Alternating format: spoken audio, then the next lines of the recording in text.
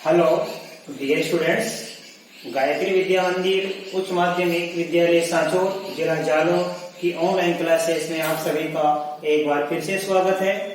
प्रिय विद्यार्थियों, मैं अनिल कुमार सोनी, कक्षा 7 विषय गणित अध्याय 4 सरल समीकरण की प्रश्नावली 4.1 के आपका सवाल नंबर 5 से हल कराऊंगा।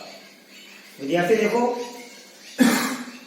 इसमें लिखा है निम्नलिखित समीकरणों को सामान्य कथनों के रूप में लिखिए। समीकरण हमारे दे रखे और इनको सामान्य कथन के रूप में हमको लिखना है, यानी इसकी हिंदी बनानी है। देखो क्या लिखा है, ये संख्या p, इसमें 4 को जोड़ा गया है तो कितना प्राप्त हो रहा है 15। तो इसको देखो सामान्य कथन कैसे बनेगा, ये संख्या p है तो हम लिखेंगे, देखो संख्या p में 4 जोड़ने पर, इस p में 4 जोड़ा गया, 4 जोड़ने पर योगफल, इन दोनों का जोड़ोगे योगफल हो गया, जोड़ने पर योगफल 15 प्राप्त होता है। जोड़ने पर योगफल होता है, घटाने पर शेषफल, गुणा करने पर गुणनफल और भाग देने पर भागफल। पहले आपके समझ में आ गया, ध्यान देना। संख्या p में 4 जोड़ने पर योगफल 15 प्राप्त हो रहा है। अब यह संख्या m है, इसमें 7 घटाया जा रहा है तो घटाने पर शेषफल प्राप्त होता है, कितना प्राप्त हो रहा है 3। तो इसी प्रकार लिखेंगे, देखो हम संख्या m में से 7 घटाने पर क्या प्राप्त होता है, हमेशा शेषफल, और शेषफल कितना प्राप्त हो रहा है 3। शेषफल 3 प्राप्त होता है, ठीक है। इसी प्रकार देखो तीसरा, संख्या m है, m का दुगुना हो गया 2m, तो m का दुगुना 2m, तो m का दुगुना कितना प्राप्त हो रहा है 7। तो हम लिखेंगे यहाँ पे, देखो संख्या m के या m का दुगुना 7 है। संख्या m का दुगुना कितना है 7 है, ऐसे बना हुआ।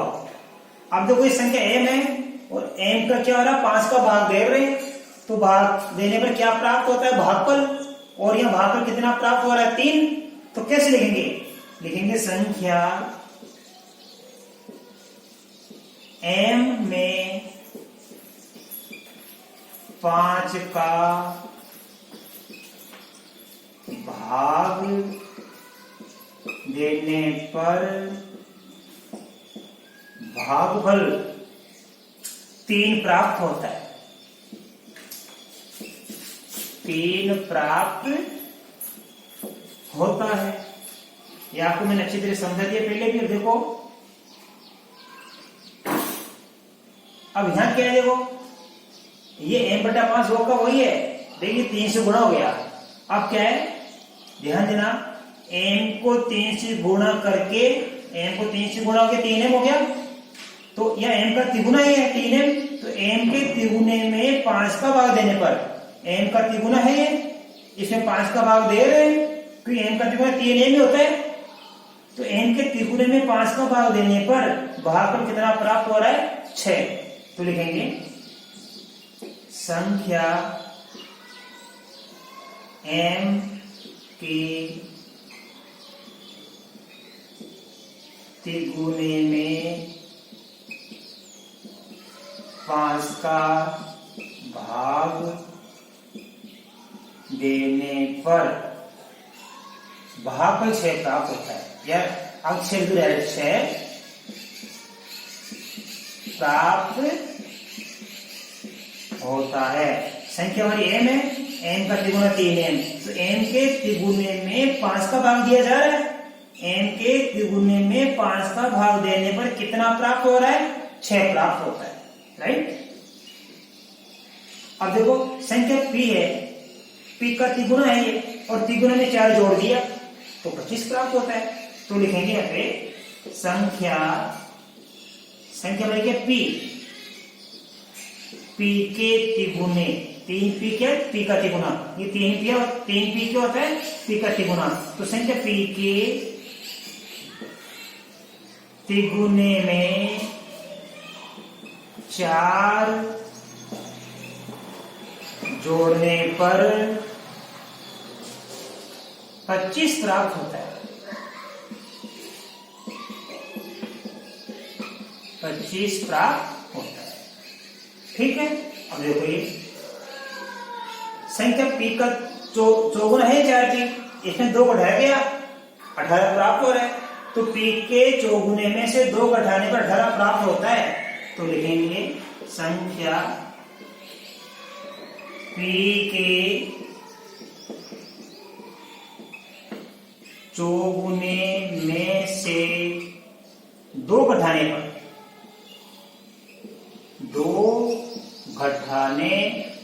पर 18 प्राप्त होता है। ये भी आपको समझ में आ गया। अब देखो इसका 8वां, ये क्या P, तो P का क्या है आधा हो गया, 2 का भाग देने पर आधा, तो ये P बटा 2 क्या है P का आधा, P बटा 2 क्या है P का आधा। अब P के आधा हो गया P बटा 2, इसमें 2 जोड़ा गया तो कितना प्राप्त हो रहा है 8 प्राप्त हो रहा है। तो हम लिखेंगे संख्या P के आधे में 2 जोड़ने पर 8 प्राप्त होता है। कितना प्राप्त होता है 8 प्राप्त होता है। आपका अच्छे से समझ आया। ये P बटा 2 का P का आधा, तो P के आधे में संख्या P है, P के आधे में 2 जोड़ने पर, जोड़ रहे हम 2 जोड़ने पर 8 प्राप्त होता है। तो ये सवाल आपको अच्छी तरह समझ में आया। आप इसका स्क्रीनशॉट ले लो, मैं आपको अगला सवाल नंबर 6 सिखाऊंगा।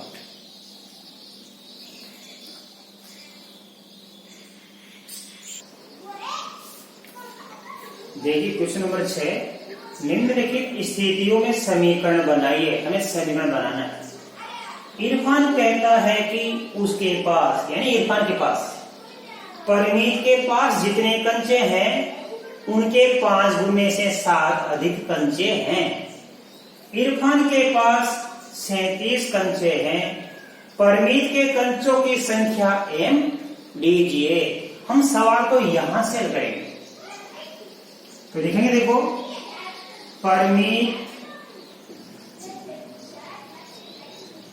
के कंचों की संख्या बराबर क्या मानेंगे हम m। अब क्या लिखा है, परमीत के पास जितने कंच हैं उनके 5 गुने से 7 अधिक, इसलिए परमीत के कंचों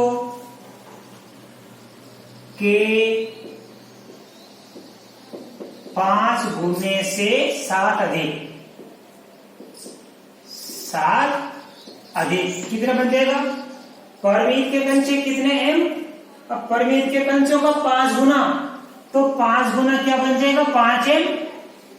अब 5 गुने से 7 अधिक, अधिक का मतलब जोड़ना, ये 7 जोड़ दिया, तो परमीत के कंचों के 5 गुने से 7 अधिक कितना बन जाता है 5m + 7 बन जाता है। अब इरफान क्या कहता है, इरफान ये कहता है कि उसके पास, परमीत के पास जितने कंचे हैं उनके 5 गुने से 7 अधिक कंचे हैं, और इरफान के पास 37 कंचे। यहां लिखेंगे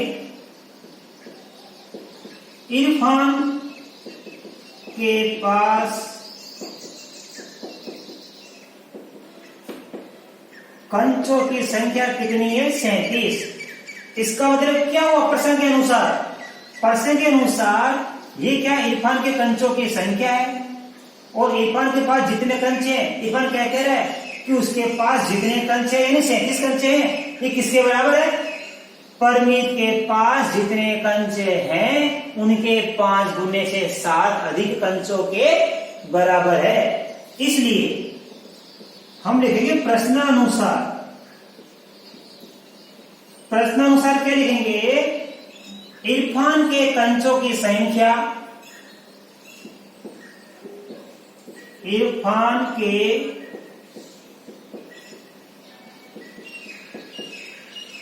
कंचों की संख्या बराबर क्या होगी? परमीत के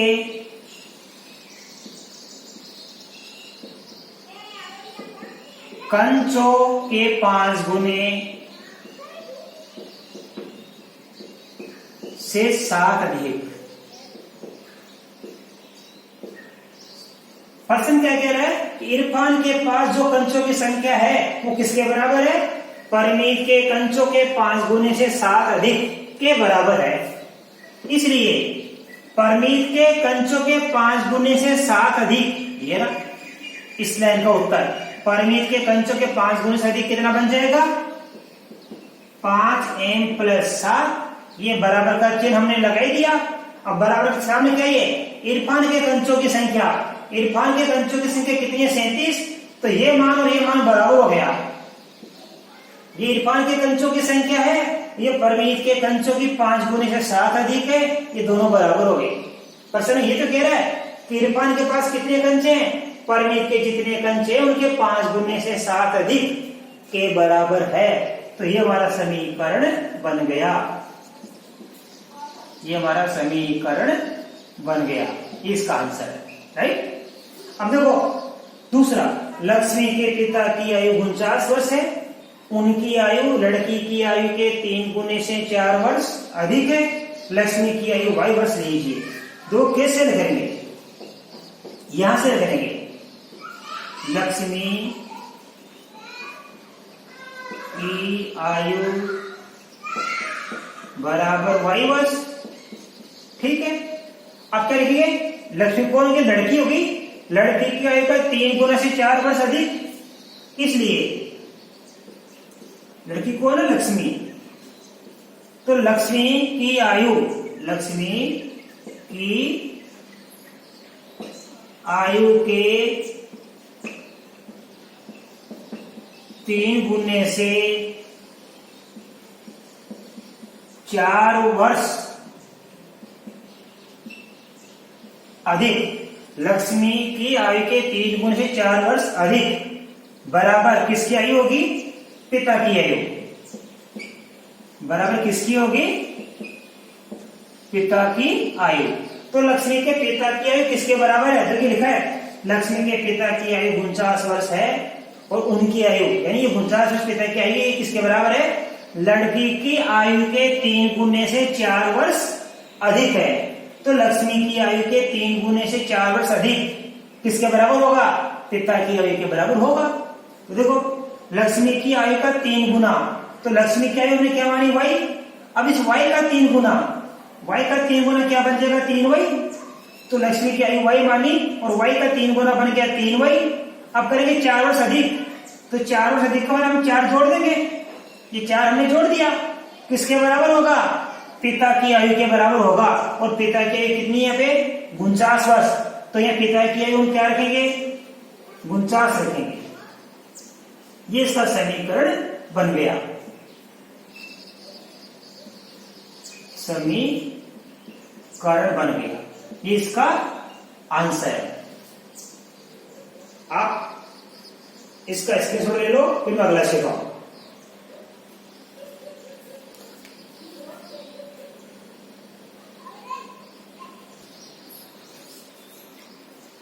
देखिए बच्चों, क्वेश्चन नंबर 3 छठे का, इसमें लिखा है अध्यापिका बताती है कि उनकी कक्षा में एक विद्यार्थी द्वारा प्राप्त किए गए अधिकतम अंक प्राप्त किए गए न्यूनतम अंक का दोगुना धन 7 है। प्राप्त किए गए अधिकतम अंक 87 है। न्यूनतम अंक a लीजिए। तो यहां से लिखेंगे कि माना न्यूनतम अंक बराबर क्या मानेंगे अपन? l। इसलिए अब क्या लिखा है? प्राप्त किए न्यूनतम अंक का दुगुना धन, धन यानी प्लस जोड़ने पर, तो दुगने में न्यूनतम अंक के दुगने में धन यानी जोड़ने पर, तो न्यूनतम अंक के दुगने में 7 जोड़ेंगे तो लिखेंगे इसलिए न्यूनतम अंक के दुगुने में 7 जोड़ने पर बराबर क्या प्राप्त होता है? अधिकतम अंक प्राप्त होता है। अधिकतम अंक देखो क्या लिखा है, अध्यापिका बोलती है कक्षा में एक विद्यार्थी द्वारा प्राप्त किए गए अधिकतम अंक, ये अधिकतम अंक कोमा का मतलब बराबर, तो अधिकतम अंक कितने हैं? प्राप्त किए न्यूनतम अंक के दुगुने से 7 अधिक, तो प्राप्त किए न्यूनतम अंक हमने क्या माना है? अब न्यूनतम अंक के दुगुने में 7 जोड़ने पर, तो न्यूनतम अंक हमने क्या माना है? अब न्यूनतम अंक का दुगुना कितना हो जाएगा? 2l। न्यूनतम अंक क्या माना हमने? l का दुगुना क्या? 2l। अब 7 जोड़ दीजिए, ये हमने 7 जोड़ दिया, तो बराबर कितना प्राप्त हो रहा है? अधिकतम अंक। और यहाँ पे देखो अधिकतम अंक कितना दिया हुआ हमारे पास में? 87। तो अधिकतम अंक की जगह हम क्या लिखेंगे? 87। तो ये लिखा है, ये अधिकतम अंक 87 है। ये किसके बराबर है? इस न्यूनतम अंक के दुगुने से 7 अधिक, न्यूनतम अंक के दुगुने से 7 अधिक, ये हमारा समीकरण बन गया।